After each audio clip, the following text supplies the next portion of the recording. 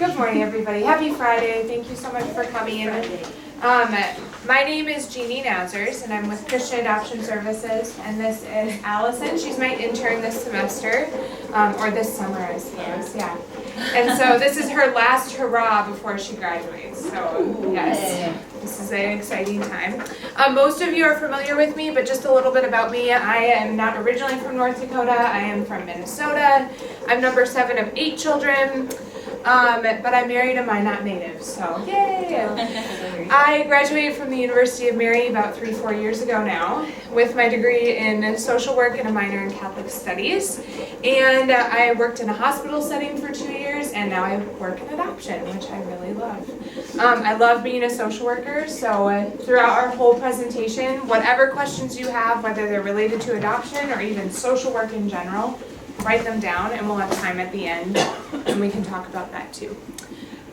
I'll let Allison introduce herself. Yeah, and like Jeannie said, I'm Allison. I am originally from Rogers, Minnesota, and like she said, it's my last year here at Mary, so I'll be done in August and trying to find a job and all that good stuff. I'm majoring in social work and exceptional learners, so exceptional learners is just kind of a background in special ed and being able to work with kids with disabilities, so I enjoy doing that as well. And I'm interested in working in schools and adoption, so those are kind of two settings I'd be interested in working in when I'm done with school. And I love advocating for others and helping others reach their goals and get what they need. All that good stuff. For just a little kind of guidance for you guys, I did give you all an agenda for this morning. Very fancy. It's required for us to be able to provide continuing education units. So it's here. We'll follow it as closely as we can, so there will be, breaks and everything to help us refocus. You do have your objectives and a couple other resources that we'll go through throughout the presentation. Okay? So first we're going to discuss why is it important for various professionals to be adoption informed. So mental health care professionals, nurses, doctors, social workers, pregnancy resource centers, rape and abuse centers, shelters, all of those good people. Why do you guys think that it's important that they would be adoption informed? You get candy when you participate. So they know where to send patients that might need adoptions. Yep, yeah, that's one reason. What's another reason? Oh, here. To have people that are educated to present a positive view of adoption in the community. Definitely. Yep. What other reasons can you guys think of? Well, I can think of as the church, if you've got a family looking to adopt, Mm-hmm. Yep, it'd be helpful to know something about it. most definitely. Yeah. Oh, no, thank you. Okay, done, okay. Other reasons? Anybody have any other reasons? That would be good? Mine, Well, like she's talking about first, does have a background about most disabilities. That would help her for adoptions for people who are looking for adoptions who might be well suited to take on children with special needs Yes. of any kind. Yep, absolutely. And the other thing that's really important about being adoption informed is that, when you meet someone who has been adopted, you can actually relate to them. You might understand their journey a little bit more. You might also understand what it might be like to be a birth parent and sit there and consider, okay, what are my options? What can I do? And people turn to all of these individuals or all these places when they are faced with an unintended pregnancy, or if you're at a point in life where parenting is really difficult. It's not always right when we find out we're pregnant. It could be 3 years later. We've placed several children that are older. And so this is why it's really important that all professionals and organizations are adoption informed, just so that they can provide appropriate support in our community. So we're going to head right on into... Yeah, so our first couple of slides, our first objective, we'll be talking about identifying and expressing appropriate versus inappropriate adoption language. And then we'll also be talking about statistics in different states and facts related to pregnancy, adoption, abortion, and parenting outcomes in the United States. Okay, so first thing, this is one of my favorite things to talk about. How many of you participated in Ascend's SRA training? Yes, okay. So there's a story that we were told there about the power of our language, and it's my favorite story. So there's a man who's blind and homeless, and he's sitting on a busy street corner, and he's holding a sign that says, "I'm homeless, please help." And so he's been sitting there and he has his little basket out in front of him and people have been passing by. Imagine this is like a big New York, not during coronavirus, street, okay? You still see him even though. Right. And he's just sitting there quietly, patiently, and he's been doing this for days and days, weeks on end. And people are going by and, they throw things in occasionally, here and there. And a businessman stops, looks at his sign, takes it, turns it over, and writes something else on it. And he walks away.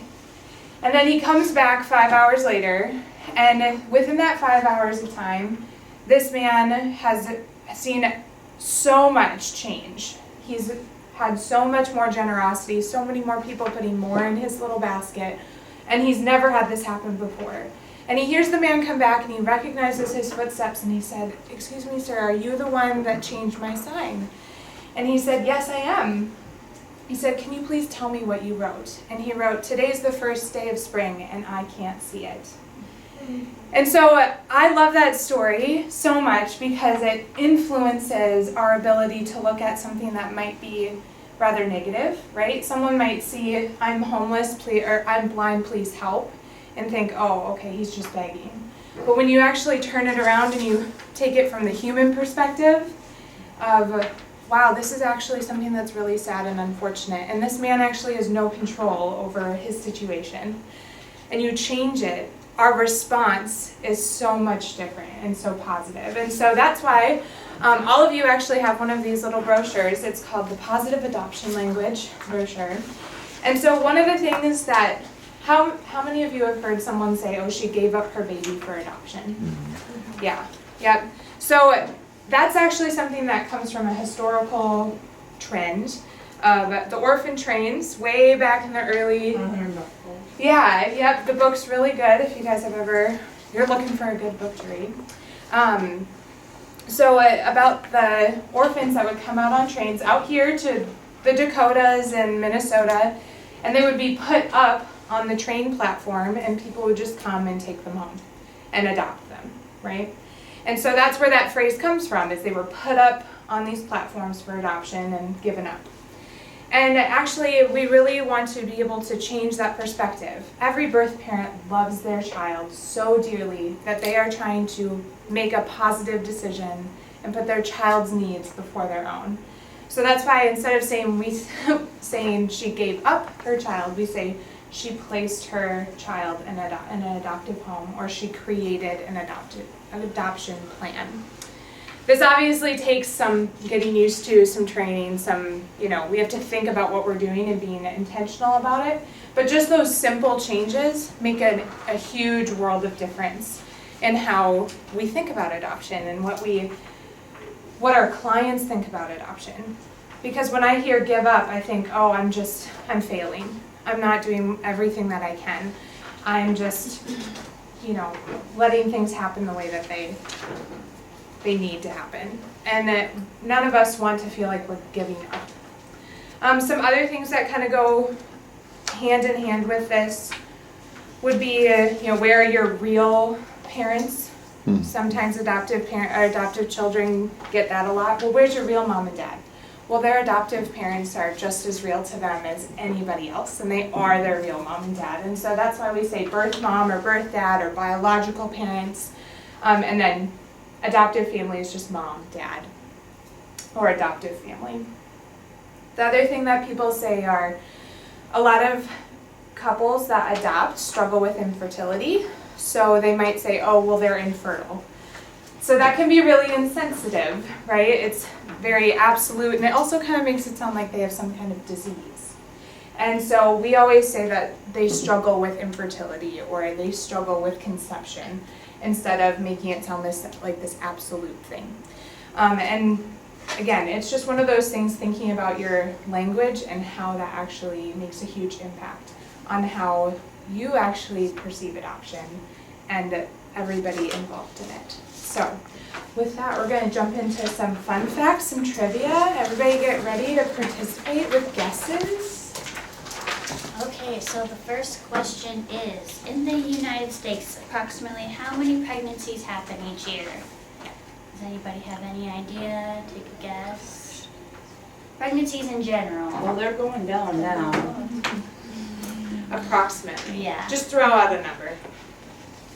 You're not gonna be judged. 100,000? 100,000, okay?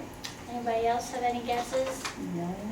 No guesses wrong? What did you say? A million, okay. It's actually 6 million pregnancies in the United States each year, so, Puts it in perspective. yeah. I should have known better with as many people as How many of these pregnancies are unplanned in the United States? 3 million. 3 million? Yeah. Half, is that what you said? Oh, 3/4, considering my daughter just got pregnant this year. 3/4, 75%? I would've said 60%. Okay, all right. You guys really It accurate. is, yeah, it is 3 million, so about half of them are unplanned, so good guesses. What percentage of the unplanned pregnancies result in adoption? 1%. 1%, 2%, anybody else? 3%. I'm 3%. still, that makes one up. My hair forward. This is- Oh, It is sure. less than 2% choose adoption.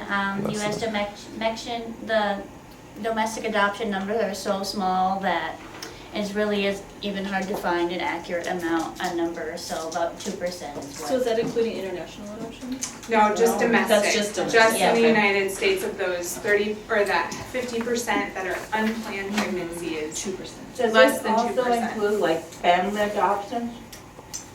No. No, domestic adoption would be a private adoption plan that's made, not within a family. Yeah, because you don't, you take a different route through state law when you do let's say I wanted to adopt my sister's baby, it looks different. You don't have to go through a private adoption agency or anything like that. It's different when it's biological. I was always wondering, because so then it'd be kind of different statistics when you look at it that way. Yeah, Yeah. yep.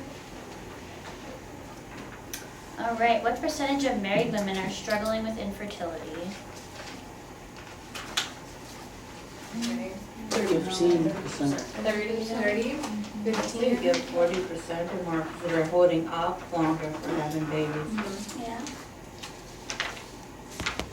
8.8% of married women ages 15 to 14 are struggling with infertility. 10 to 15% is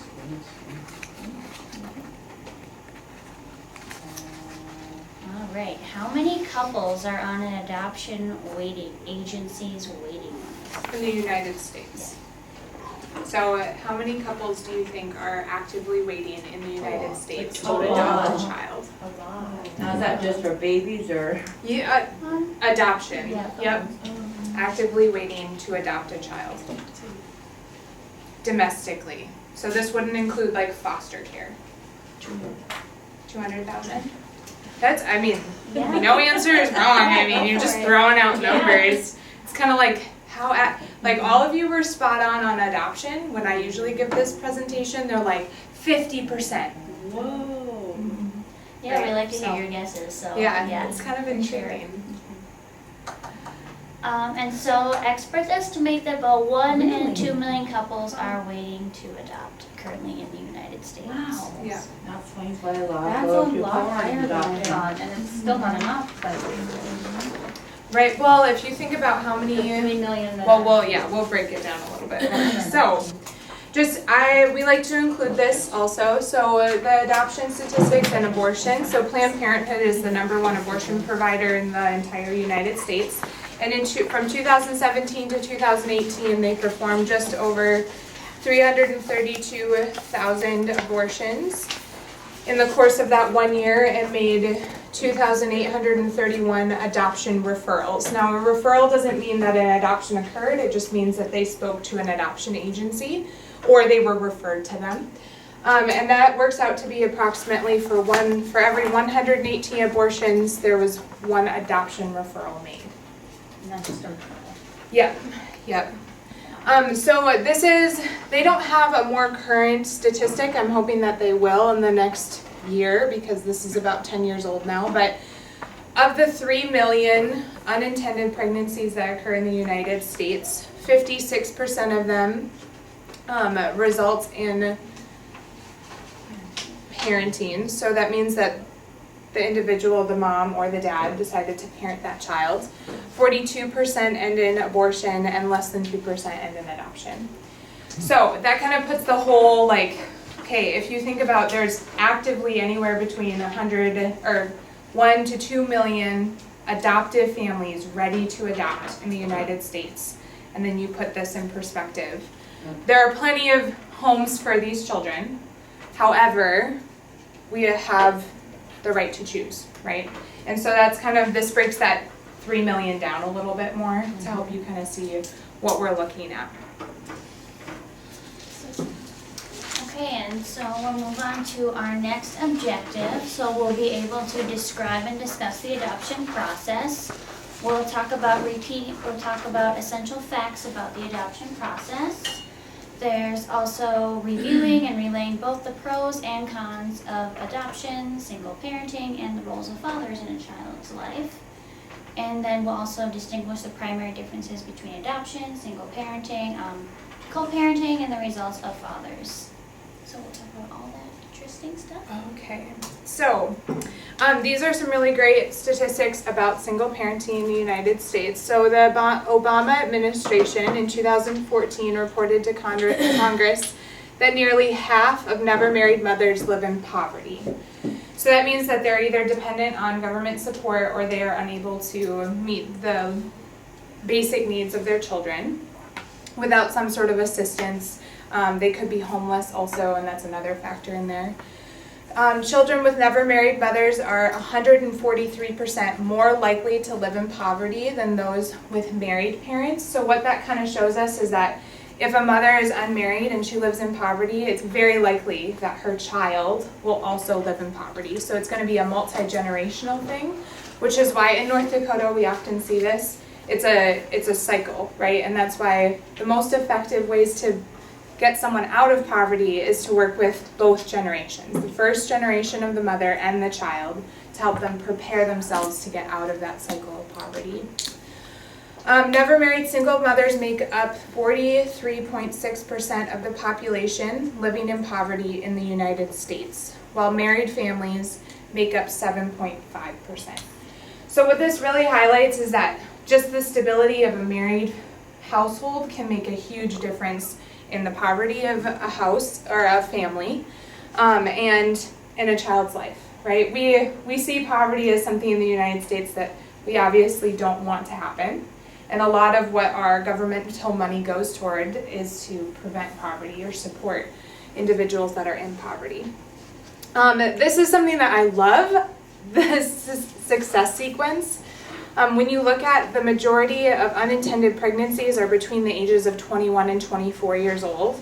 Just taking this into consideration that just simply having or encouraging our clients to graduate high school, obtain a full-time job, and wait until they're 21 and married to become parents, they have a less than 2% chance of living in poverty. That just like blows my mind. Every time I read that, I'm like, are you serious? I mean, these are really like, it's not like, oh, you have to wait till you're 35. It's like, no, wait till you're 21. Your brain's just a little bit more developed and you're a little bit more prepared, and maybe you found someone that you're ready to spend the rest of your life with. I mean, those kinds of things. And these are things we've seen a vast improvement on, obviously, over the years as far as graduating from high school and obtaining a full-time job. But that waiting till you're 21 and married before having children or choosing to parent your children is a big part of what we see.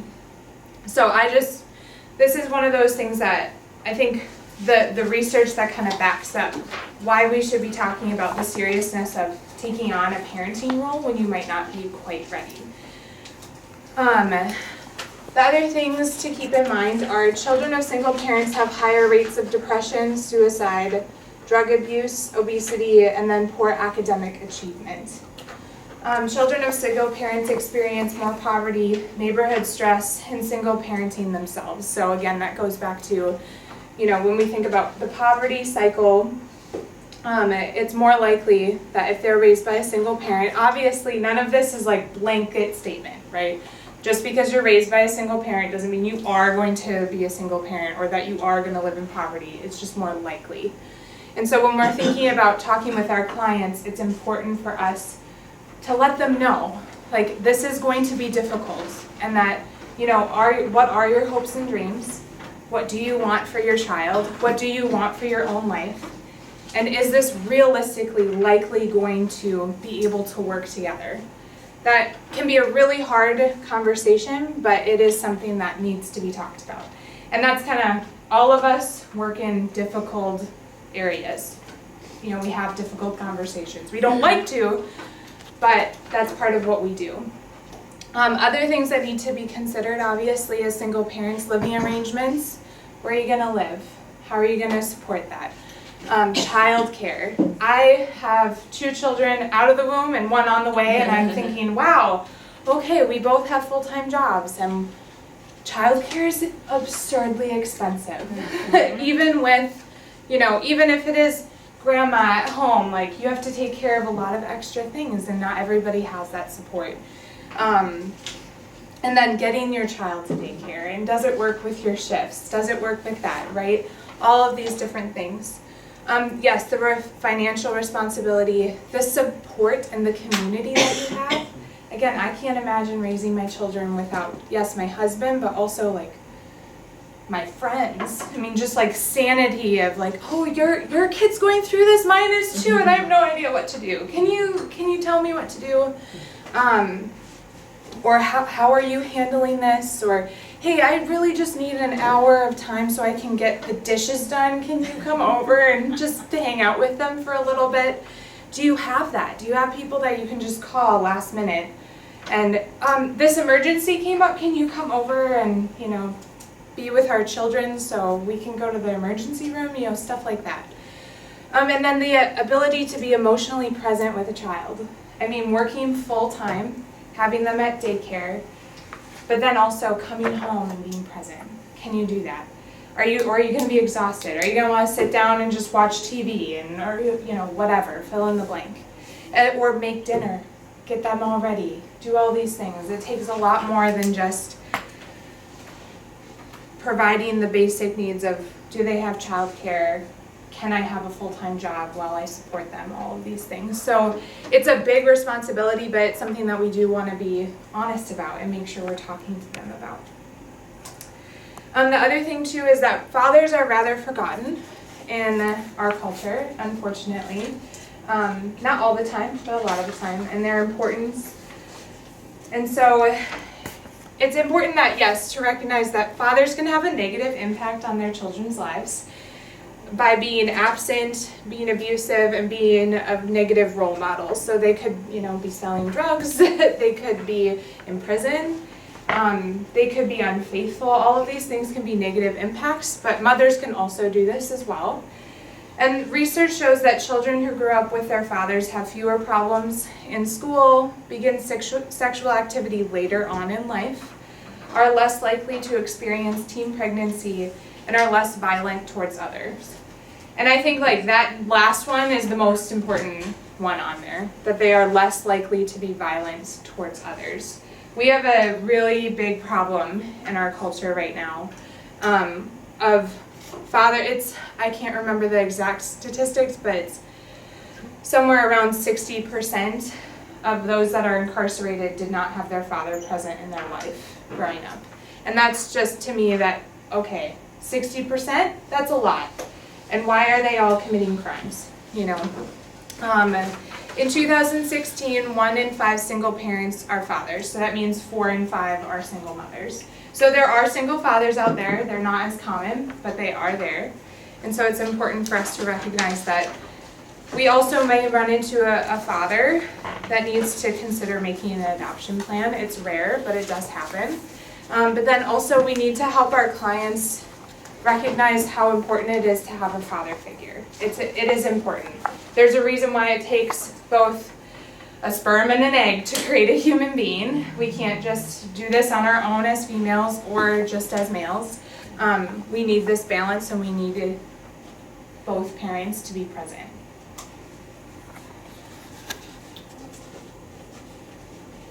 Okay, so I'm going to talk to you a little bit about the adoption process and what that looks like for birth mothers and adoptive families. So first of all, talking to an adoption agency does not mean that the birth mother or the woman who's expecting is choosing adoption. Maybe she's calling an adoption agency to talk about her options. She wants some education on what adoption is about if she were to choose adoption, and just some support that she might need in her time of choosing what she's going to do with her pregnancy. So that's really important to know that I think a lot of times people they think calling an adoption agency, oh, I'm going to choose an adoption plan, I'm going to adopt. No, we provide support and we provide education on the options that mothers have when they're pregnant. So whether that's they want to choose abortion, they want a single parent, or they are looking to choose adoption. So we talk about all those options with them. And then we also help the mothers understand the needs of what would be best for the child. Is the mother, again, is she going to be emotionally there for the child? Is she going to be able to financially provide for the child? How is this child going to grow up? And just those things to think about that sometimes are not thought about. So. And women have every right to choose the options that they want. They have the right to choose, and we can't make that decision for them. So that's why, again, it's really important to give them options and speak to them about what kind of options they have available for them and what would be best for them. So. And then all the services for birth parents are free, so that's really nice for the birth parents. If they are looking for support and they are looking for education and assistance, they can use our services for free. And when we are talking to women that are expecting, we do talk to them about how they're making a brave and a selfless choice with adoption. It's not easy to make an adoption plan and not be with your child 24/7 for the rest of your life. So we really do talk to them about, it's really brave of them to be choosing another family that maybe is struggling with infertility, or they feel called to choose adoption and they really need a child in their life. So it's really brave of them to choose an adoption plan, and then it's also selfless of them as well. Selfless choice and grieving. A lot of birth mothers grieve that they won't be able to parent their child, so we talk about that with them as well. And we also support her through the grieving process. We talk about what grieving is looking like for her. What is her future going to look like? Is she grieving now? Is she grieving before her pregnancy? Was she grieving after her pregnancy? All those, we grieve with them during the whole process. We don't just grieve with them during their pregnancy. We'll help them through the process and support them at whatever stage they are at in their pregnancy, or before or after it as well. And then we also, a lot of birth mothers can choose an open adoption plan. So that's really nice that they can still see their children and be able to have pictures of their children. An open adoption is when the birth mother and the adoptive family make a plan to see the adoptive family and birth mother will meet up about 2 to 3 times a year, and they'll plan activities, and so the birth mother can still see her child. And then the adoptive family then also agrees to send emails, text messages, pictures of the child throughout the year. So it's really nice that the birth mother can see how their child is developing and growing throughout their life. That's really important for the birth mother to see that their child is doing well in the home. And then again, the relationship after the placement, like I said,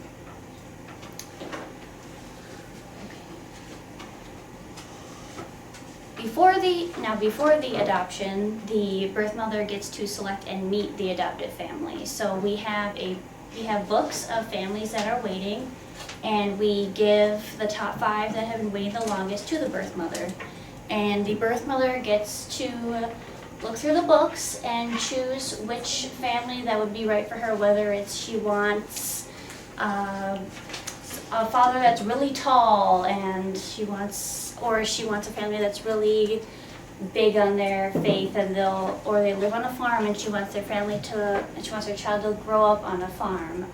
All those things the birth mother can look through, and whatever her values are and what she's looking for in a relationship with the adopted family as well, all those things she gets to choose for her child.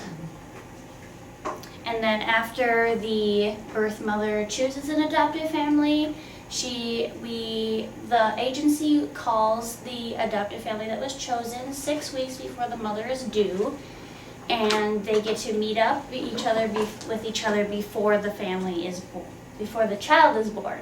So 6 weeks before the child is born, the adoptive family and the birth mother meet up, and what we call it a match meeting. So the family gets to talk with each other, get to know each other a little bit, talk about, the birth mother, what her personality is like, get to know the couple's personality.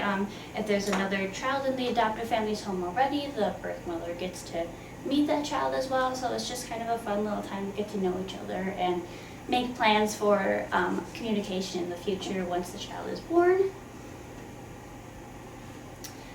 And not just anyone can adopt. There is an extensive process. What's really unique with Christian Adoption Agency is we have the families in the initial process, the application process, they make a statement of faith. So they write down their values and they sign off on their faith. If they go to Bible studies, we really strive to provide families that are strong in their faith. And that's why we have the statement of faith for the families. And then the families go to orientation.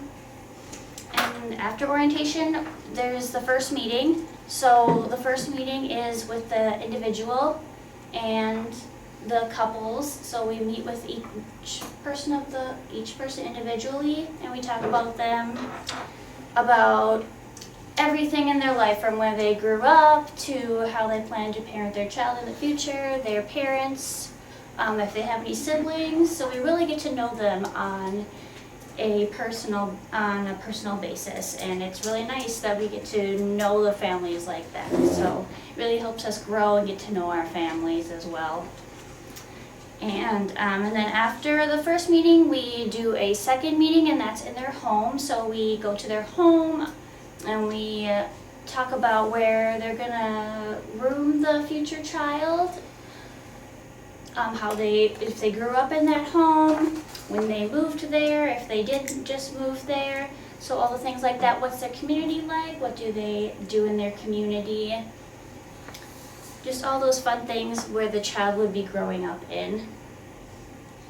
And then we type the home study and approve it, and that's a 14-page document that is all about the family that we've learned from their meetings and visiting their home. So we type that up and we approve it, and then they're on a waiting list. And they usually wait for about 1 to 2 years is the approximate wait time.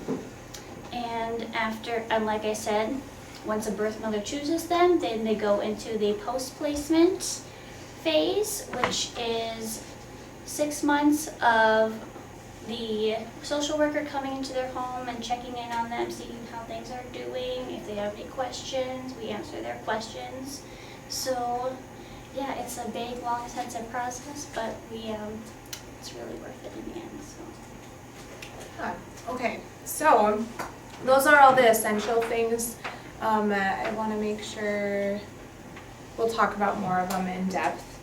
So just a little bit more on the birth parent side of things. So when we have a birth parent that comes and works with us, we do a lot of decision making and counseling for them. So, we walk through things, we discuss, okay, what would it look like for you to parent uniquely? All of us would look different parenting. So we sit down and we talk about that. What would it look like for you to create an adoption plan? What do you imagine your relationship with an adoptive family look like? We also talk about, okay, what would it look like if you were doing this? They may, at this point, think that they're going to have the support of their partner, their romantic partner, to be there while parenting. What would it look like for you if they decided to leave you? What would that look like? We talk about all of those things during the counseling process to see, okay, do you think that if the person that you see as your support, if they are gone, what would happen then? Would you be able to continue parenting? How would that impact you?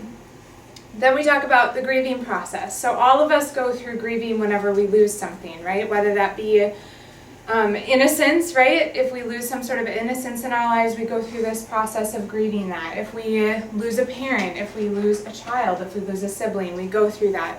And in some ways, when you are a birth parent, you are losing something. And so you have to grieve parenting that child and seeing them every day. And we acknowledge the reality of that. We're not going to sugarcoat it. We're not going to say, oh, it's going to be so easy. No, we're going to talk about that and we're going to help them process it. We're going to talk about their emotional and physical needs, so making sure that we address that these birth parents have emotional and physical needs that they also need to be able to meet. And if they're able to do that, and then also if they're able to do that while they're parenting, we need to make sure that we're maintaining, taking care of ourselves as well. Then we go through the selecting a family process. So I've passed around a couple of the books of families that have adopted through us in the past. And we actively right now have 17 families that are waiting to adopt a child into their home. Some of them are, only infants. Some of them are infants up to 8 years old. It varies a little bit, but we don't just hand a birth parent all 17 books. That's really overwhelming. So we always start with the first 5 who have been waiting the longest, and we say that. We say these are the top 5 that have been waiting the longest, and then we have her go through those, and him, if he's there. And then we walk through each of them. If she has specific questions that we can answer about them, we will. And then we go to the next 5, and then the next 5, and then the next 5. And we have her select her top 3, because there might be another birth parent that we're working with that selects one, like her preferred, or, anything could come up. And then we have her kind of think about, okay, these are your top 3. Which one's standing out to you the most? What other questions do you have? It's a process. It's not just one day you wake up and you decide this is the family. It's something that they get to really think about and pray about and decide. The next thing that happens for the birth parent would be after, birth and everything. We'll talk about that in a little bit. The most significant thing would be the termination of parental rights. And so that means in North Dakota, it looks a little bit different, and then in other states, it can look a little different. In North Dakota, when you terminate your parental rights, you go to the courthouse and you sign away your parental rights. It's final and forever and cannot be reversed. And that usually happens within the first week after baby is born. Between the time of when baby is born and termination of parental rights, that's what we call a legal risk period, which means that the birth parent can change their mind and they can choose to parent their child. But once termination of parental rights, or TPR, happens, it's final, forever, and cannot be changed or reversed. In Minnesota, it looks a little bit different. They have a longer risk period. They sign consents when baby is born, and then they have a birth father registry. And so a birth father can register on there up to 30 days or 34 days after baby is born. And if he does and he chooses to parent, that he can parent that child. So technically they have over a month of legal risk period in Minnesota, and in North Dakota it's a lot shorter. Both parental rights are terminated the same day in North Dakota, and in Minnesota it's just a longer period and they don't go to the courthouse and sign them over. We're licensed in both of those states, so that's why I explain that. It can be different from state to state. North Dakota is very cut and dry and a little bit more I guess, obvious, whereas Minnesota, you have to be paying attention to a little bit more, a little longer. So, and then post-placement for birth parents, we continue to work with them. We continue to offer them services, to check in with them, to meet with them. We're doing a birth mom small group. We've had one for about 5 years out of the West Fargo office. But then we also continue to meet with them if they need to, and we refer them to further services if that's needed, if they need to have further counseling, or we help them, get prepared for success. If they need to find a job, if they need to go back to school, we're gonna help them on that journey. That's part of what we do. We're not just here for the baby or just for the adoptive family. We care about our birth parents immensely, and we wanna make sure that they are able to be successful moving forward. And for a lot of birth parents, this is the first positive decision they've been able to make and find the strength to make. And so then they find that they're able to make another positive decision and another, right? A lot of our birth parents, they may have struggled with addiction, they may have been in abusive relationships, they may have had all these things, but they have found the strength to put their child first and select a family for them. And then it kind of triggers this event of, okay, I do have this strength and I can do this, and so I can do hard things that are good for myself as well as other people. So adoption can also be a stepping stone to further success in life for a lot of birth parents. The adoptive family process, Allison did talk a little bit about this, and I really want to emphasize that not everyone can adopt. We have had families that have applied to us that we have had to turn away because of significant concern with a variety of different things. And the most significant one that I can think of would be if there was anything on our psychological evaluation that they complete that would be a concern for potential abuse, neglect, or instability in the home. All of our families have to complete what's called a MMPI, a Minnesota Multiple Personality Inventory. It's over 500 questions, and each of them have to do it, and then the results are calculated, and they meet with a psychologist, and it's this nice, long, typed up, so this is what this person is like, and it's basically telling me how trustworthy they are, and how honest they are, and, what they really might have going on. Is that just a Minnesota thing? No, that's just what it's called. It was created in Minnesota, so So they that's put why their it's name called that. It's called the MMPI. Yeah, and you just have to be certified as a psychologist or psychiatrist to be able to administer it. And so all of our families, this is unique to our agency, and most agencies have some kind of psychological evaluation you have to complete as an adoptive family, but we choose to do the MMPI because research shows that it's the most accurate and detects the most information. And I have had families where something was significant on the MMPI and they just had to do some follow-up work, and it was really helpful and it was really good for them and helped them be more prepared to be adoptive parents. And we have some, obviously, that go through and everything's fine and there's no concerns, and that's great. But for birth parents, it can be really reassuring to know not anybody can adopt. And we do background checks, and it's an extensive process. I kind of feel like a detective most of the time.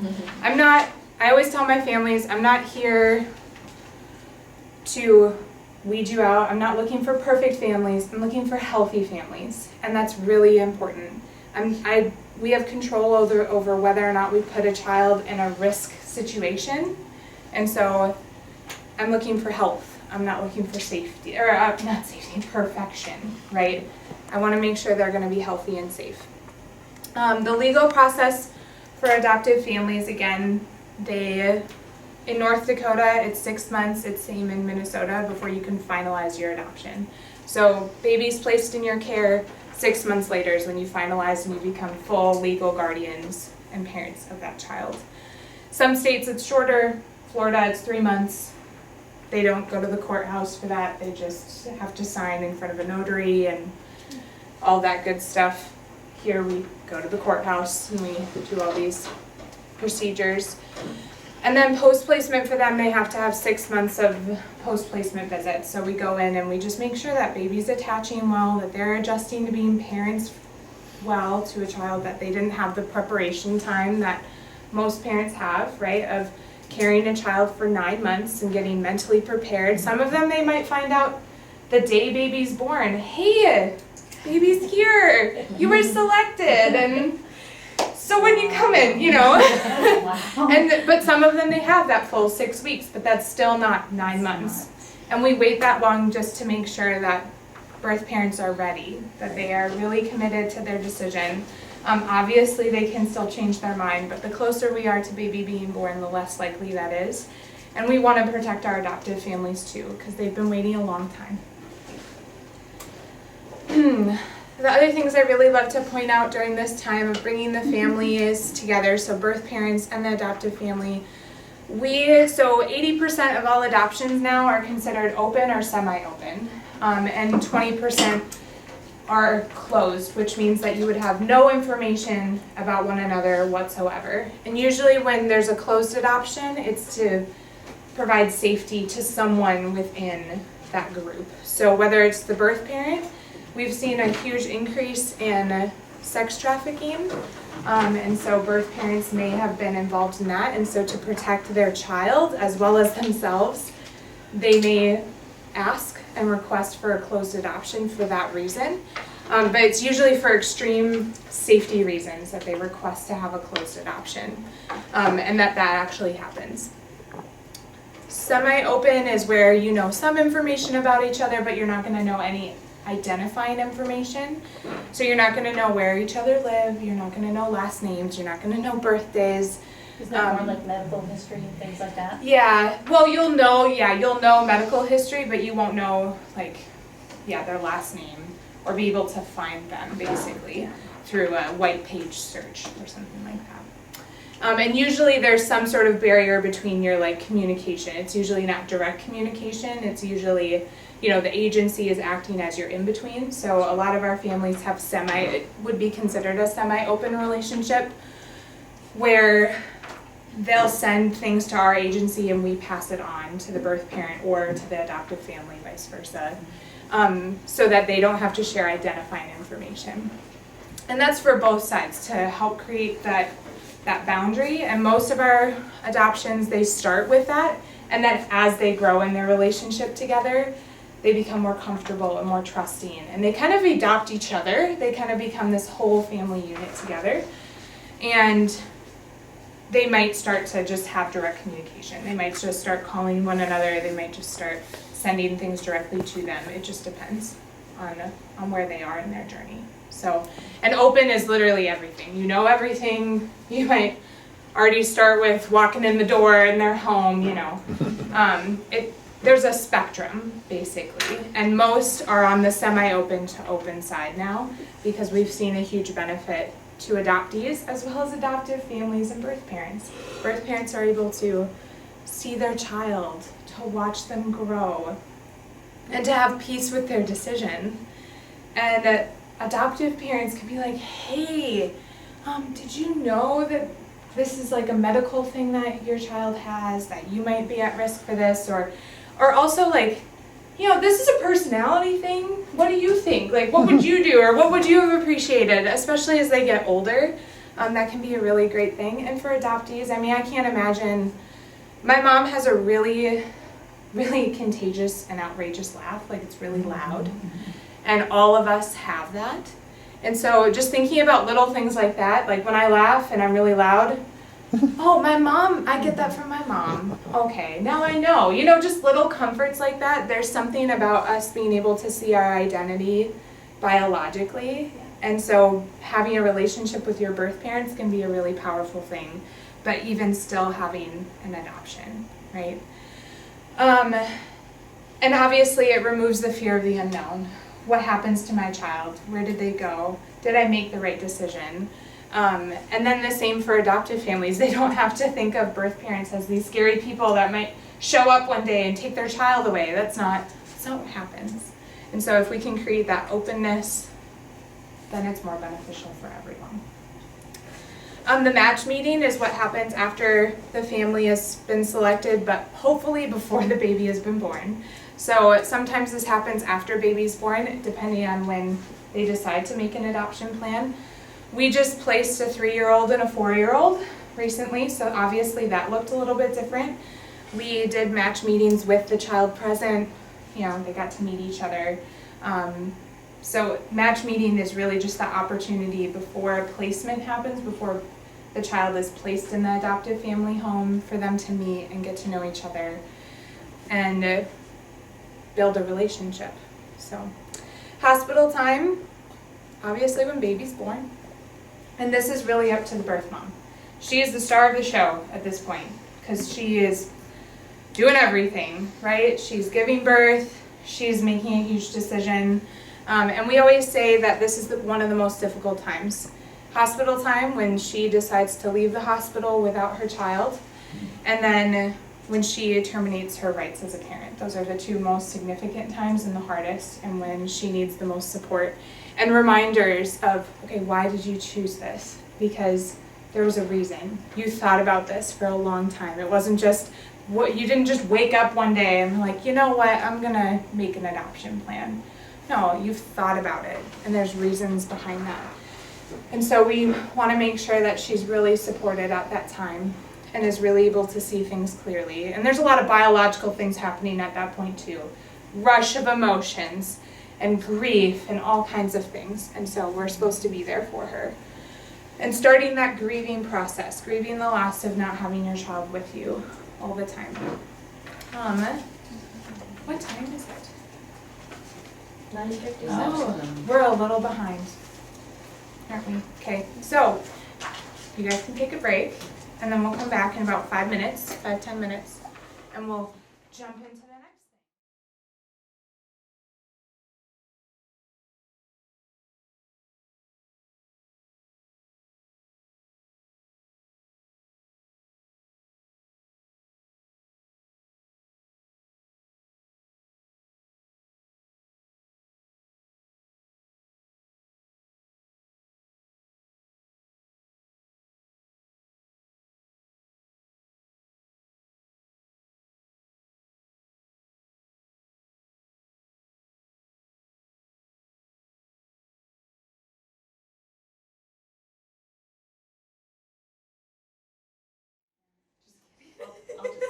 Trying to spot take her out with my foot. Does someone else know how to? Well, it's No, no, it's recording. running, we did, yep. Alright, so the first theory that is applicable to adoption is the psychoeducational theory, and that theory states that there's a range of interventions that can help you support, educate, and help clients cope with skills that they're developing or something they need help with. And it's also educating the client on a topic and giving them resources that are available. So how that contributes to adoption is that looks like educating prospective adoptive families on positive adoption language, and we already talked about that, so that would be a part of educating clients on how to properly speak when talking with community members, or if they want to educate someone on adoption, they can do that as well. We use it with grief support, educating them on how they can grieve and different ways they can grieve. And during counseling as well. So when we counsel, that's part of talking about grief and the grieving process. So birth parent counseling, like we said, we educate them on their different options, abortion, adoption, and parenting. That's the word. We just talk about all those options. It doesn't mean they're going to choose one or the other. We just talk about it with them. And I also have the systems theory that incorporates the outcome of a person's quality of life depending on the environment that they're in. So their family, if they are not good influences, or if they're being negative on them, that can impact their quality of life. Or single parents compared to two parents, that can affect their quality of life as well. And then we just view the different areas of a client's life that affects their daily life. So contributions is the options for birth parents, so that, like I just said, the options that contributes to psychoeducation on the systems theory. And then adoptive parents waiting for placements, what's going on in their life can really impact them while they're waiting. They're anxious about when they are going to get a placement. They might be wondering if who the birth mother will be there, wondering all sorts of things in their head, and we help them through that as well. So that can be psychoeducational, but yeah, so that's another systems theory example. And they're receiving a placement, they're getting a whole new lifestyle put together. Their life's gonna be totally different and it's gonna be changed. So their surrounding environment is totally different.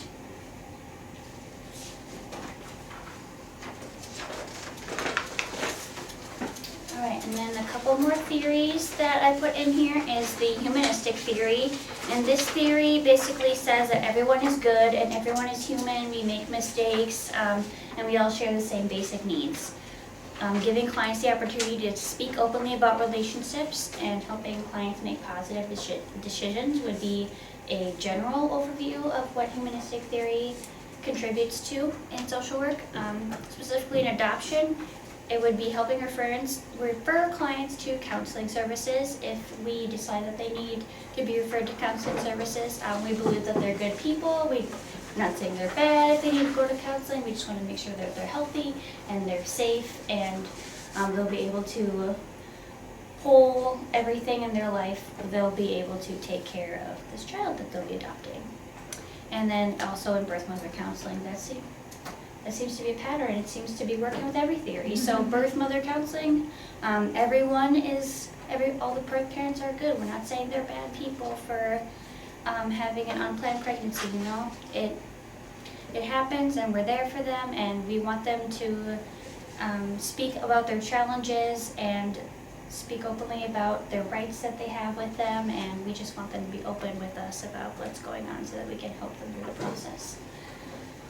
And then the last one is the Bowen family theory. This theory states that views families as an emotional unit that regulates all together. So for example, a family member that is sad or upset, maybe they didn't have a very good day, that can affect the other couple in their relationships. They might become down all of a sudden and not as happy. Maybe they were happy and now they're a little bit sad because their partner is sad. So that'd be an example of regulating as an emotional unit together. But each family member does need their separate emotions from other family members so that they can work together as a group. So some contributions to adoption is techniques couples use to settle disagreements. I mean, if you want them off, you can have them off. Whatever you want. I think we were okay with them on. Were you? Okay, good. You're off for a second.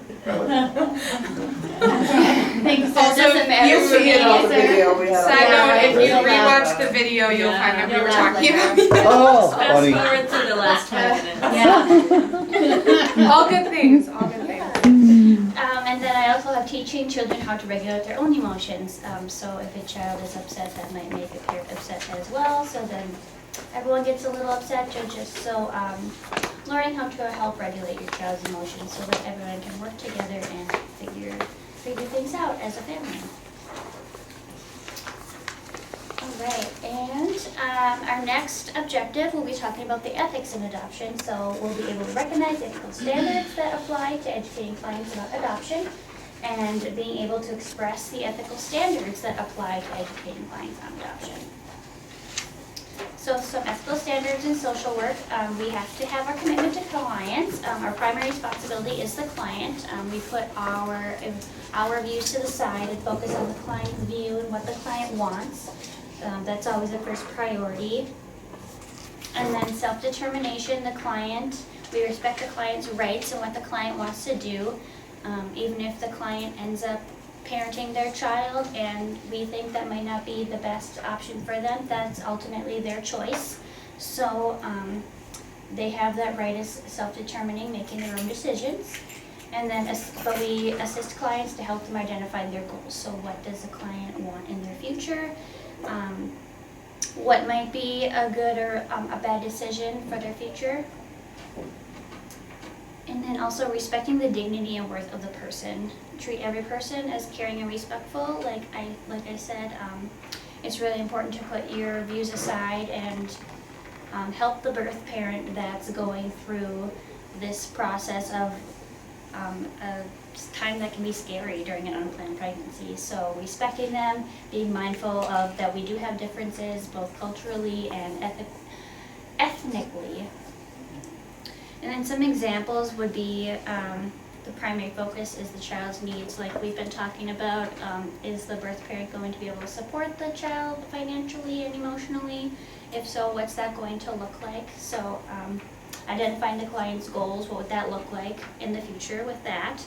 And then also in adoption, adoption costs a lot of money, so we don't want to see the child as the profit. We want, it's for the services that we're providing. So adoptive parents that come in, they're not paying for a child, they're paying for the time it takes to provide these services and rate the home studies and meet with them. And so you're not paying for a child because a child is worth more than any amount of money. So. Okay, so other overall ethical standards, I know you guys love this stuff.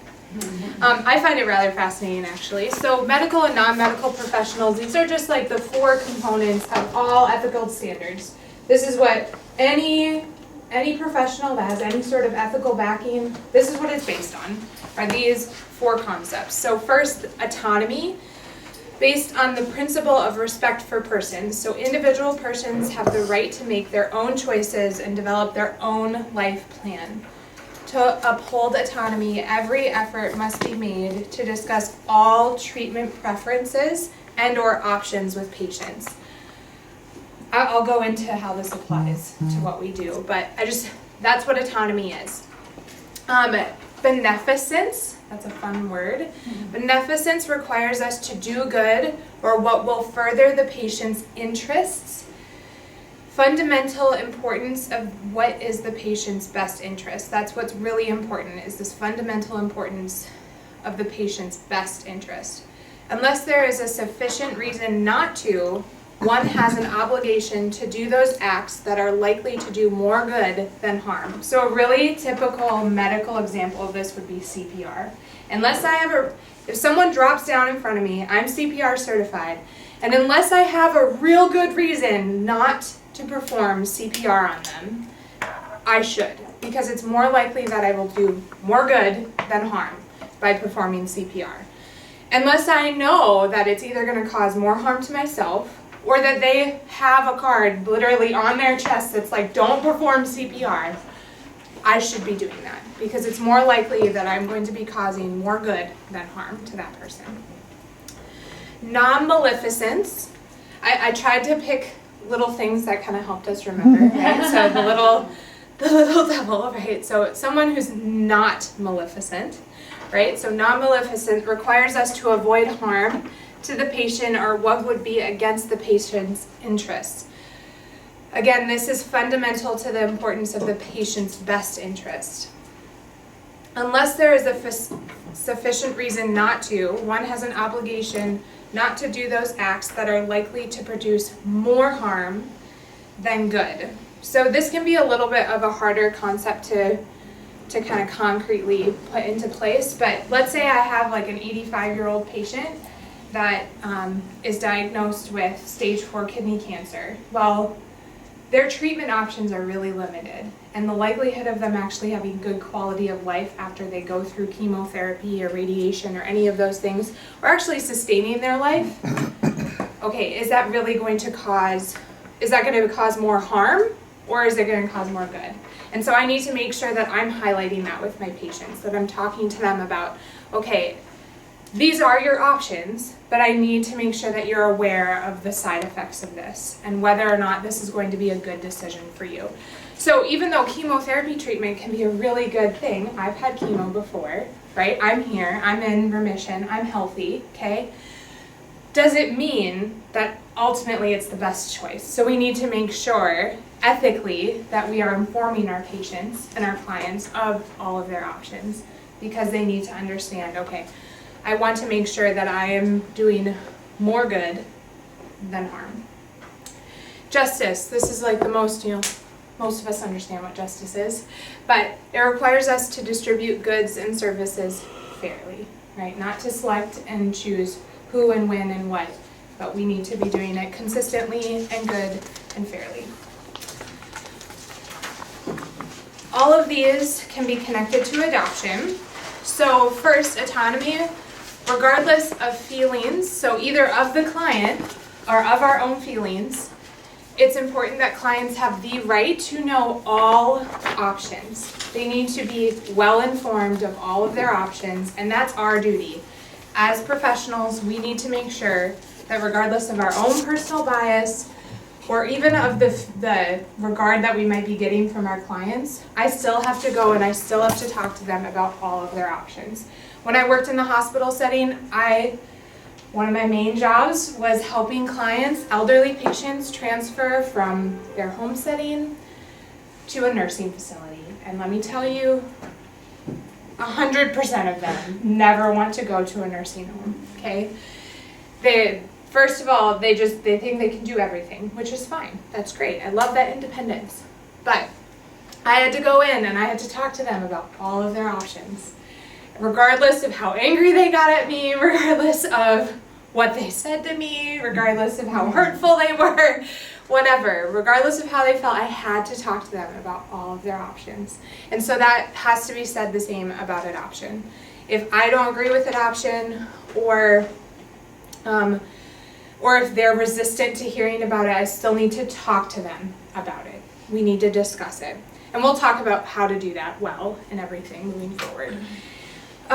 Beneficence, how that's connected, so the impact of other options and best interest of both parents and the unborn child. So the impact of other options, so talking about parenting versus abortion versus adoption, we need to talk about the impact of those options and what's actually best for both individuals involved in that. The parents, as well as the unborn child. We always say, when we talk about adoption, one of the things that is often overlooked is that it's usually something that both individuals can live with, right? Both parents, as well as the unborn child, live when you choose adoption. And so that's something that we want to make sure is emphasized and talked about. It's in the both best interests that they actually know and understand, and that it's not going to cause harm. That's the biggest part of beneficence, right? We want to not cause harm to an individual or a client. And so that's why it's important that we talk about adoption. Non-maleficence, so the impact of other options and the high likelihood they will cause harm. So we need to talk about the harm that these options can cause, right? Whether that be abortion, because that comes with harm. We need to talk about the harm that can come from single parenting, because there is harm in that. Or parenting with someone who's abusive. There's all kinds of things. And then we also need to talk about the harm that can come from adoption. No choice that we make is risk-free. There's no such thing, okay? There's always some possibility, right? Even though I married a wonderful man, there's still a risk that I may have made a really bad decision, right? All of these things, right? You open yourself up to the potential of harm, but it's really important that we need to talk about the likelihood of that harm occurring. And that's where non-maleficence comes in with ethical standards. Justice. So only presenting on a case-by-case basis is unjust. So again, regardless of what our client thinks or what we think, it is just for us to make sure that we're talking about every single option consistently with every single client. And it's hard, it takes time, but we need to be doing that because we have an obligation to share this option with every client, because they probably don't know everything that they think they do. How many of us have the same opinion about something that we did 10 years ago? Our opinions change based on our education and our experience in life, and it's the same with things like this. When we're providing services, we need to make sure that we're being consistent and not picking and choosing who we talk to about their options. Does that make sense? Mm-hmm. Great. I really love talking about this stuff, which is really nerdy, I understand, but I do like it. Love you. Okay, Okay, so next we have presenting options to the clients, so we'll be able to identify their own biases that contribute to professional performance regarding presenting abortion, adoption, or parenting options. We'll be able to effectively communicate and repeat information on abortion, adoption, and parenting to help clients consider all their options when facing an unintended pregnancy. And then we'll be able to arrange a referral for an adoption agency. Okay, so these are tools to assist us in talking about adoption and other resources, but mainly adoption. So one of my favorite things is lens. We are going to play Jeopardy later, so try to pay attention. This is a good one to remember. Okay, so one of my favorite studies was done on communication, and that only 7% of the communication that we receive from others is what we are actually saying. Like the words that I'm speaking, you're only actually taking in 7% of that. And then the other 93% are my facial expressions, my body language, my tone, all of those things. Most of it is from that. And so if I'm standing up here and I'm like, lens, listen, engage. That's not interesting. You guys are like, Jeannie, you're boring. I'm not interested. You're disengaged. But if I'm up here and I'm like, this is so great, you guys. Look at how awesome this is. You're more engaged. And you see that I'm excited about it. And so it's important for us when we're meeting with clients to recognize how important listening is. And it's more than just hearing their words. It's taking in, okay, are they making eye contact with me? What are they doing with their body? Are they closed up? Are they open? Are they turned away from me? Are they quiet? Are they not responding? Reflective statements and paraphrasing. This can be really important to make sure and to affirm that our clients know we heard what they said. So this can also be used in any relationship, right? Kind of, okay, if my husband says to me, I really want to go to the baseball game on Friday at this time, and I don't know if we'll be able to do that because the kids need to go to bed at this time. And I respond to him, and I'm just annoyed. I'm not taking in like, oh, what's the message he's trying to tell me? He's just trying to tell me he wants to go to a baseball game, and he's wondering if I'm willing to help him figure out something with the kids so that he can go. But I could have responded with, oh, he just wants to make more work for me, right? But that's not what he's doing at all.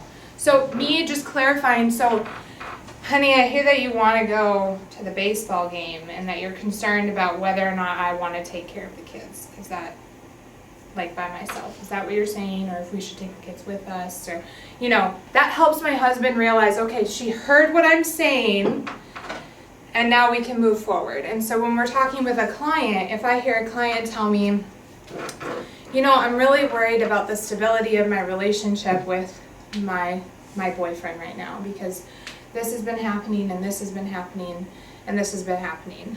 And I'm listening and I say, okay, so what I'm understanding is that you're maybe concerned about what decision you can make based off of the influence of your relationship with your boyfriend right now. And then they can clarify, yes, is that what I'm saying? Did I hear that right? And then we can actually have a conversation and make sure we're on the same page. That can be really helpful, and it helps build a relationship of trust. Rather than, okay, I could have focused on the abusive relationship part and just gone into like, well, you shouldn't be with them, and this is why, and blah, blah, blah. Okay, but that's not what she wants to talk about. She wants to talk about the decision that she's making and how this is impacting her ability to make a decision. So, does that all make sense? That's why that listening part of the lens can be really important, and it's multifaceted. The E, engage. So gather more information. This is pretty straightforward, right? Okay, tell me about that. Okay, you come in, you're pregnant. Okay, how does that make you feel? What do you think about that? What immediately comes into your mind? Tell me the circumstances surrounding that, right? Gathering more information. Normalizing. So this can be used in several different ways in a conversation with someone that's facing an unintended pregnancy. So relieve feelings of isolation. It's normal that you feel this way.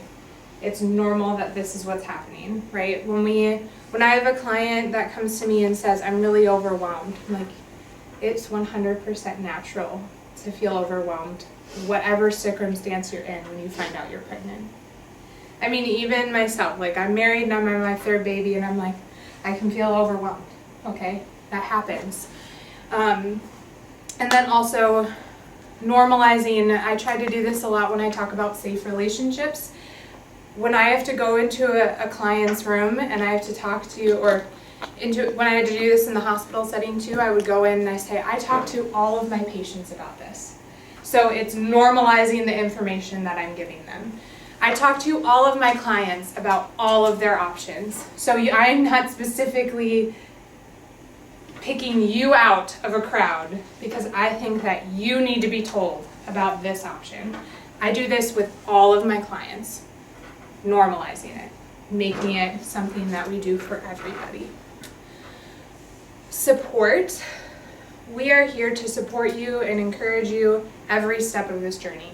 It's really important to just hammer that in. Like, you are not alone. I think that for everybody, 90% of our struggle is just feeling like we're alone. Oh, I'm the only one going through this. I can't turn to anybody. Whether that be we're in school and we can't handle the load of work and we think we're the only one. We're not the only one. And so knowing and just reiterating over and over again in multiple ways, you are not alone. We are here. You do not have to do this by yourself. That's really important for us to do. And then educate. So empower her with information so that she can make an informed decision. I think that education is one of the just totally underestimated best things that we can do for people. I teach these relationship classes in prisons. And they're like, wow, no one's told me this before. I'm like, nobody's told you this before? Like, this is pretty basic stuff. And they're like, yeah, nope, never been told, never been taught. And they're just, it makes a huge difference for them to just have little stepping stones of, okay, you mean that I shouldn't do this or that I should do this instead and I can do that? Yeah, of course you can. You have the ability to do that. And that's just education. I mean, we can see that influence, and so when we empower individuals to make their own decision by giving them the tools to do that and trusting them to do that, right? It can be really hard to like, here are all your options, and now I have to let you make that decision. That's really hard. But that's the only way that they're going to be able to live with their own decisions. They have to do it themselves, and that's the only way that they're going to be able to continue to move forward in life in a positive way. So educate. So listen, engage, normalize, support, educate. Lens. I haven't told you to remember anything else, but hopefully you will. This is our 7% of our 7%. Right, exactly. Okay, when we're presenting on adoption, there's a couple different approaches, and I want to make sure that we talk about trauma-informed approach because a lot of individuals experience trauma in their lives. And so it's important for us to realize that we need to approach people in a different way. And this is actually something that can be, whether or not you have trauma, you can use this approach. This is what I wanted, this is what I do. So it's really important when we meet with a client to make sure that they know that we care about them, that we're not just doing this to make ourselves feel better. We're doing this because we actually care about them. So this is a really great statement to use. I care about you and I want to share all 3 options with you that every woman has. So today we are going to talk about parenting, abortion, and adoption. We're going to talk about the pros and cons of each one. Which one would you like to talk about first? So it's giving her a choice, but also making sure that we talk about all 3 options. And the biggest thing about trauma is that they feel like a choice has been taken away from them. Whether that be physical abuse, sexual abuse, verbal abuse, emotional, any of that, a choice was removed from them and they were impacted really terribly by something, another choice that someone else made. And so when we talk to someone, I'm saying, okay, I'm going to tell you about all three options, but which one do you want to start with? And they get to talk about it first, or they get to choose. Some pregnancy centers also say, instead of adoption, they say choosing parents for your child. Because a lot of people associate adoption with like foster care to adopt, and that's not the same thing. Because foster care, a lot of the time the parents don't have a choice, but they do in adoption. So we are going to talk about parenting, abortion, and choosing parents for your baby. Right? Again, it's just that language, that impact of language and how we think about things and our options. And so again, this takes intentionality. It's not something that, I'm just gonna pick up and start doing. I have to practice, and I might mess up a couple times when I'm meeting with a client, right? But I'm trying to be intentional about the words that I use, because that really makes a big impact and difference. Resources that we have developed to help with these conversations that have been really, really great. The first one, this is brand new this year, is our Considering Your Options brochure. So all of our resources are out there to help people with these conversations. Our goal is to make sure that every client is educated to make an empowered decision for themselves. It is not to end an adoption every time. That's not what we want to do. We want to make sure that everybody actually is given the choice and the education they need to make an informed decision. And so this goes through all of the things to consider. And this can be really helpful when you're meeting with a client. Okay, I pull out this brochure and I go through every point on here. Okay, we're going to start with parenting. You want to talk about parenting? Let's talk about parenting. And we go through these things. Have you thought about, what would it be like for you to parent? Do you have these resources? What is it like with your relationship with this baby's father? Those are important things to think about. Adoption, what would that look like? Things to consider when you're talking about that. And then abortion. A lot of women think they know what abortion is, and this is just talking about other things that aren't commonly talked about. And so that's what's on here. And making sure that they are well informed about, it's not just this, you make a decision and you never think about it ever again. Every single woman and every birth parent that I've worked with that has had an abortion in the past, they have never forgotten that moment. And so it's really important that we make sure that they're well informed beyond just, well, it's a quick and easy, like I make an appointment and this is what happens. No, you also need to remember, like, there are future things that you need to keep in mind. And are you prepared for that? That's the biggest part of our education for individuals when they're considering their options. Are you aware of this? Do you know this information? These are the facts. And so this is just a really helpful resource to be able to do that with your clients, so you have somewhere to start. The other things too, it all depends, what your approach is. I like the brochure because then it's like, okay, yeah, did I talk about this? Did I talk about it? Yeah, I did, okay. But the other thing, sometimes, people just want something quick and easy to make sure that they talk about just the essentials of adoption. And that's what this is, this little postcard. It just has those essential things. So talking to an adoption agency does not mean you are choosing adoption. We have talked to so many individuals over the years who have talked to us about adoption, and then they choose to parent. That is okay. We've also had conversations where they've chosen abortion. We're all part of this together. We're making sure that they understand what adoption is, and we're part of the counseling process for them. Birth parent services are free. They need to know that they're not going to be paying for anything. That adoption is brave, selfless, and a mature choice. That you select and have the opportunity to meet the adoptive family before a baby is born. So we have had, really the match meeting is like, okay, is this the family that I really want to choose? And we haven't had anybody change their mind after the match meeting as far as going with a different adoptive family, but they technically could do that. Like they could, they're not really what I thought they would be, and I'd rather pick a different family. They can do that. They have every right to do that, and we prepare our families. That hasn't happened yet, but it could. So it's important for birth parents to know you really do have a choice. Like, you don't have to go with this family. You can choose a different one. You can have an open adoption and a relationship with your child and the adoptive family after placement. So it's not like you give birth and you never see them again. Like, you have the opportunity to be a part of their lives. And how do you want to do that? That's really important. Some of our families are open to more open adoptions. They're like, yeah, we want them to come over. We want them to be in our family. They are open to that. Do you want that? Or do you want it to be more distant, right? It varies. And then just making sure that they know not anyone can adopt, right? A lot of the time when I meet with people and they're like, I don't know about adoption, they think of foster care and they think about all these terrible things that they heard. And not that foster care is bad, but that's what they know about adoption.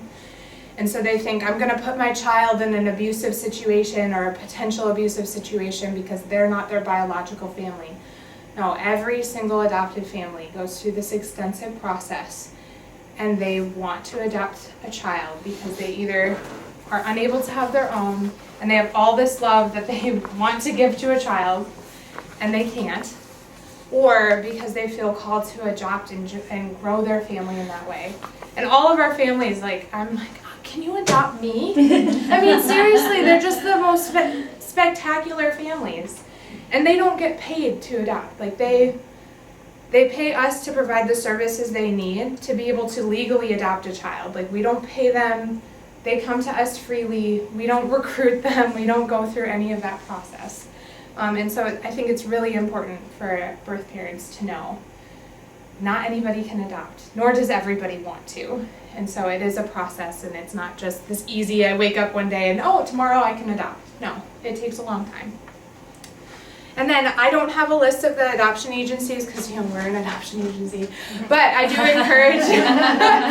do encourage everyone to have one that actually gives the client an option of who they work with.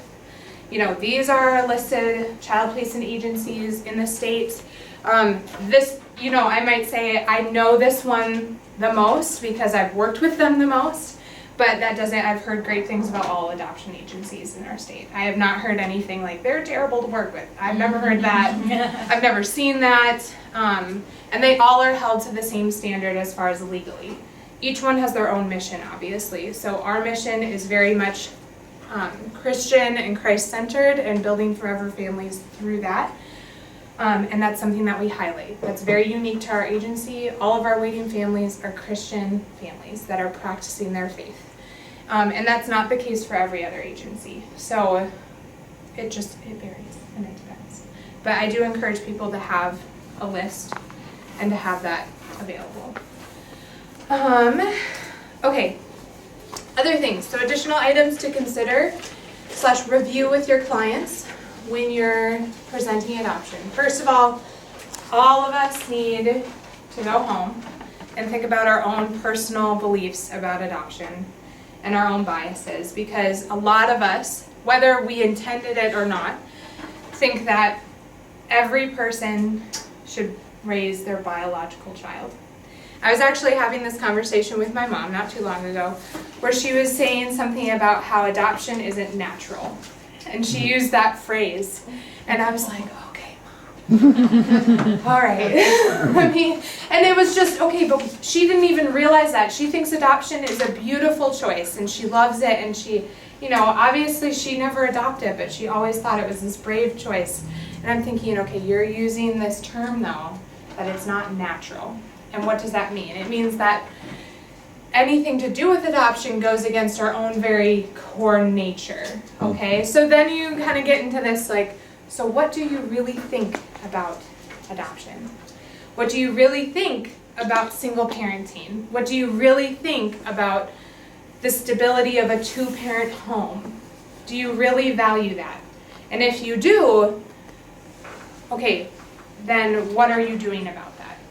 So I really value what a child receives from a 2-parent home. So I believe it's really important that every single client I talk to understands the impact of single parenting versus a 2-parent home. And talking about they have an option to create a stability of a 2-parent home for their child. Like for me, that's my motivation, because I personally have benefited so much from not only having my mom, but also my dad. And when I think about what my life would be like if I didn't have one of them. My dad was raised in a home where his mom died when he was 8. Very different than if he had had her his whole life. I mean, very different dynamic. And so you think about, okay, what is impacting my personal bias and what's preventing me from being able to talk about all of these options? And we have to be honest with ourselves about that. And really, it might be a little bit more deeper than just the surface, right? We really have to think about that. What are the client's goals? So how has pregnancy changed them? How will parenting affect them, right? We might need to consider those things and talk to them about that. These are just additional things to consider and keep in the back of your mind. I call them my little tool belt, you know. Okay, let's talk about this. Oh yeah, I didn't talk to you about this. Okay. What does she know about adoption versus parenting? Does she have misconceptions or misunderstandings? Cultural preferences or perspectives can make a huge difference. So something that I often have noticed is there is a variation between like North Dakota Germans and then like what's the other?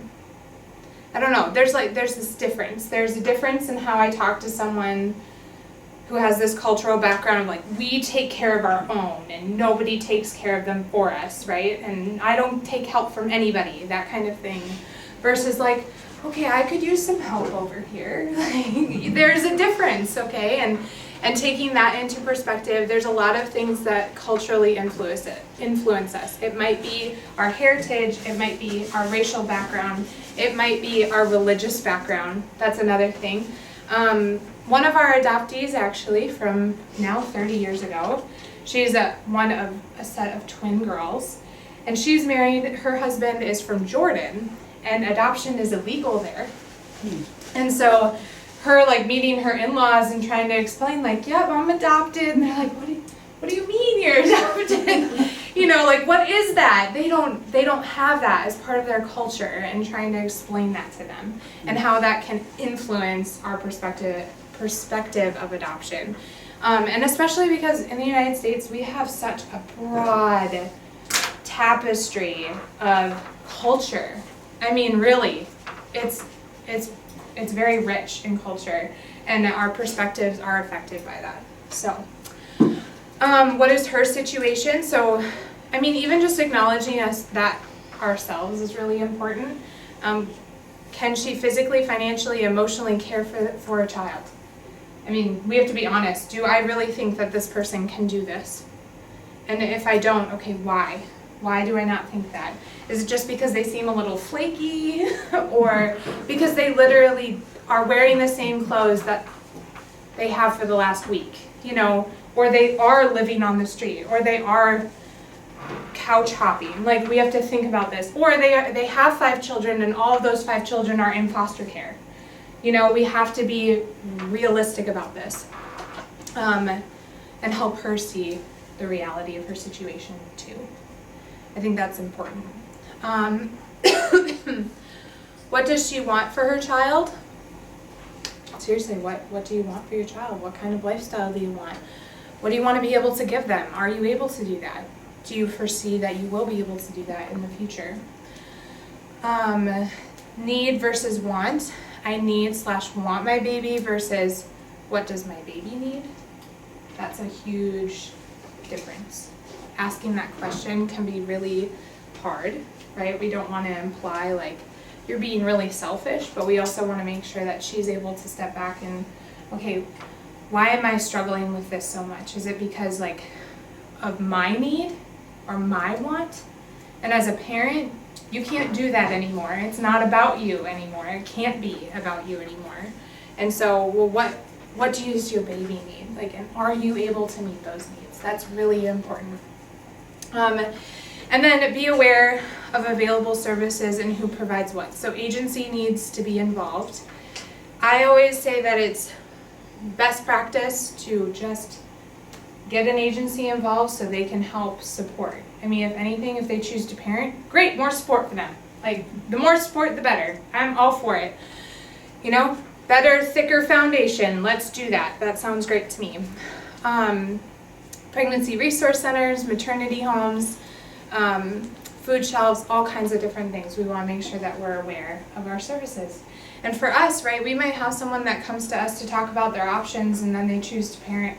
And we don't provide all the services to help with parenting. We can't do everything. We'd love to, but we can't. So we need to be aware. Okay, that's why pregnancy resources are available, right? We go to you guys. Hey, we have this client. She's really great. This is what she needs. This is what, you know, can we work together to help support her, right? So, okay. Last section. Yeah. So, when in doubt, just call, you know, adoption. When you call an adoption agency, it doesn't mean you're thinking about adoption, or maybe you have a question about a client that needs support. So go ahead, call. It's we're a great resource for birth mothers. And then best practice, directly contact with an adoption worker / agency, and make sure you know the basics of the birth mother that you are contacting us about. So name, approximate day she's due, and reasons why she's considering adoption. Yeah. So the other thing I want to make very clear, it's not necessary that you have all that, right? I'm always, okay, if you want me here, I'll be here. I will come. I will drop everything and be here. Even if I'm about to deliver a baby, I will make it happen, okay? I will make something happen. And then I think it's so important that we help our clients directly connect to an adoption agency or to a worker, because we could be like, here, take this home, and, you know, call them. You're not gonna do that. Because they're scared and they're intimidated and nobody calls on the phone anymore. So the best way to do that is just like, hey, you know what? Let me set up a time with the adoption worker. I'll call her right now and we can figure something out. Or I'll email her and I'll let you know what time she's available, or whatever. Because then it's like, at least they connected and we know that they connected, okay? We do that, like doctor's offices do that, right? You're not like, okay, you have this problem. The doctor's not like, oh, this is the issue. Now, here are your options and I want you to call whoever to help you with that. Here's the list of the people who can help you with that. I don't know. You've got a bump on your leg. It needs to be removed. Here's a list of all the dermatologists in the state. Have at it. No, they make a referral, they call, they get you the appointment, and then you follow up with them. And I know like medical analogies just work really well with this because we're more likely to follow through and actually fully get the informed decision that we need, or information that we need to make an informed decision. So that's why we have that as part of our referral process. Like just do it. And then, yeah, the basics. It's nice to know their name. I don't need to know their due date, but it's nice to be able to